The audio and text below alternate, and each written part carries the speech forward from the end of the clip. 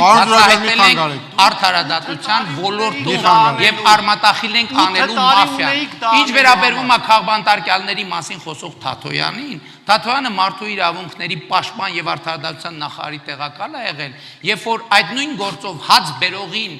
տարել սպանել են կեղծ դատական եզրակացություններով եւ այդ առիթով քրեական գործահարուցված նա այդ Թաթոյանը լպտի հաց բերողի համար պատասխան տա նոր գաստեղ ճամարտակի քաղբանտարկյալների մասին ինքը քաղբանտարկյալների գոյությունը թաքցնող պաշտոնյա է եղել միշտ շատ պարոն Թաթոյան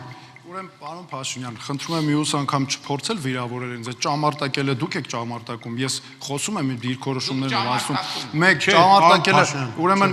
ուրեմն Պետրոս, դիտողություն արեք ու առաջինը ինքն է նորես անում եմ, ձայնից կտրում եք, հավասար պայմաններ է պետք պահել, մեկը, ուրեմն շատ հետաքրքիր է, քաղաքացիական պայմանագիրը, հսկայական այդքան գումարներ են ծախսում նախընտրական քարոզչության, ահռելի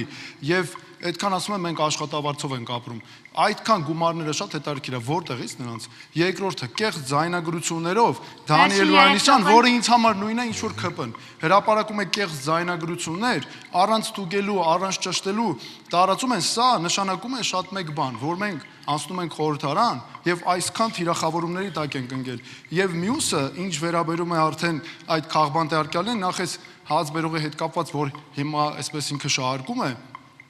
ես շատ ցավում եմ որ ժամանակին ես շատ ցավում եմ որ ժամանակին համահացել է բայց պետք է իմանալ ումից ինչ ակնկալել այդ նույն Փաշինյանը զանգում էր երբ որ ես մարդու իրավունքների պաշտպանն էի խնդրում էր որպեսի այց իրականացնեմ մենք տեղեկություններ տամ մենք ամեն օր էինք այցի իրականացնում թե ինչ վիճակում է Արտուր Սարգսյանը ես հակված եմ